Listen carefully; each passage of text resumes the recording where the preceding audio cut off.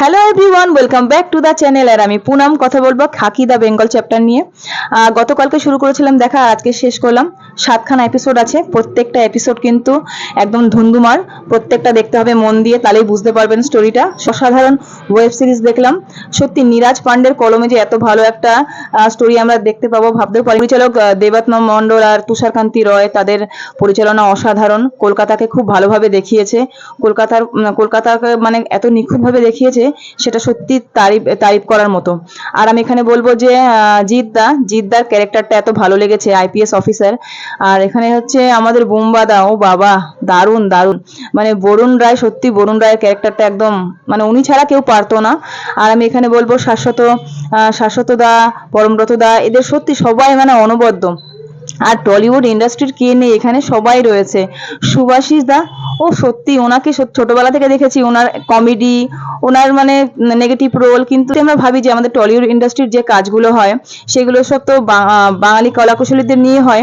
কিন্তু যখন বলিউডের যারা রয়েছে, যেরকম বলিউডে যদি আমাদের টলিউড ইন্ডাস্ট্রির অভিনেত্রীদের কাস্টিং করে তাদের তাদের দিয়ে এত ভালো কাজ করিয়ে নেয়, সেটা সত্যি তারিফ করার মতো। আমি ভাবতেও পারিনি যে এত ভালো একটা সিরিজ হবে। অসাধারণ, মানে প্রত্যেকটা মানে এপিসোড ভালো, আর লং লং রয়েছে এপিসোডগুলো। কিন্তু একটার পর একটা দেখতে হবে, উপর দিয়ে দেখলে বুঝতে পারবেন না। এখানে আমাদের কি বলবো, ঋত্বিক ভৌমিক খুব ভালো লাগছিল, আদিল খান। আর সব থেকে বড় কথা বলবো যে এখানে মানে আমাদের ওয়েস্ট বেঙ্গলের যে ডার্ক সাইডটা এমন ভাবে দেখিয়েছে, যেটা আমরা অনেকেই জানি না। যেরকম 2002, ওই 2002 ওই সময়কার মানে সত্যি মানে অনেক কিছু অজানার বিষয় রয়েছে, সেটা যারা আমরা জানি না তারা দেখলে কিন্তু আমরা জানতে পারবো। আর এত নিখুঁতভাবে দেখিয়েছে, সিনেমাটোগ্রাফি এত ভালো। তো দেখতে হবে সবাইকে, প্রত্যেকের অভিনয় খুব অনবদ্য। আর জিদ্দাকে নিয়ে আর কি বলবো, জিদ্দা যে আরো ধারালো হয়ে উঠছে ওনার অভিনয়। সত্যি আমরা ছোটবেলা থেকেই দেখেছি ওনাকে, সেই সাথে থেকে ওনার জার্নি শুরু বাংলা সিনেমায়। আর এখন মানে রিসেন্ট যেটা আমাদের খাকি দ্য বেঙ্গল চ্যাপ্টার, কত আকাশ আর পাতাল, মানে কত মানে ইমপ্রুভমেন্ট। সত্যি স্বাভাবিক, ইমপ্রুভমেন্টও হবে। তো জিদ্দা সত্যি দারুণ, তোমাকে নিয়ে অনেকে অনেক কিছু বলেছে। আর জিদ্দা, আমি এটাই বলবো, তোমাকে নিয়ে সবাই অনেক কিছু বলেছে, অনেক সমালোচনা করেছে, কিন্তু তুমি সত্যি সবাইকে চুপ করাতে পেরেছো এই সিরিজটার মধ্যে দিয়ে। আর বোম্বাদা, কি বলবো, কিচ্ছু বলার নেই। আর একটা কথা বলবো, চিত্তরঙ্গদা সিং, সেও কিন্তু খুব ভালো অভিনয় করেছে, খুব ভালো লাগছিল তাকে। তো সব নিয়ে সিরিজটা কিন্তু সত্যি অনবদ্য। যারা এখনো দেখোনি তারা প্লিজ দেখে এসো, আর যারা দেখেছো আমাকে জানাও কমেন্ট বক্সে কেমন লাগলো সিরিজটা, সবার অভিনয় কেমন লাগলো।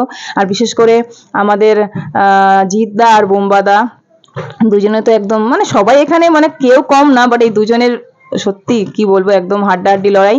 আর একটা কথা বলবো, আমার খুব একজন চেনা পরিচিত আমার বন্ধুই বলবো, ওকে, নীলাঞ্জন দত্ত, ও কিন্তু এখানে রয়েছে। ও টলিউড ইন্ডাস্ট্রির অনেক কাজ করেছে, অনেক সিরিয়ালেও রয়েছে ও। মানে রিসেন্টলি নেটফ্লিক্সে কাজ করছে, অনেক সিরিজে কাজ করছে, বলিউডে অনেক কাজ করছে ও। খুব ভালো লাগছে। তো নীলাঞ্জন, তোমার জন্য অনেক শুভ কামনা রইলো, তুমি আরো ভালো ভালো কাজ করো, এরকম কাজ করে যাও, আমাদের টলিউড ইন্ডাস্ট্রির নাম করো। তো তোমাকে দেখেছি মানে সেই টিভির সিরিয়াল থেকে তুমি শুরু করেছো, এখন তুমি নেটফ্লিক্স পর্যন্ত চলে গেছো। তো তোমার জন্য অনেক শুভ কামনা রইলো। তো সবার জন্য শুভ কামনা। এই সিরিজটি সবাই দেখো, কেমন লাগলো জানাও। Thank you so much for watching সিনেপু। টাটা, বাই বাই, ভালো থাকুন, ভালো সিনেমা দেখুন।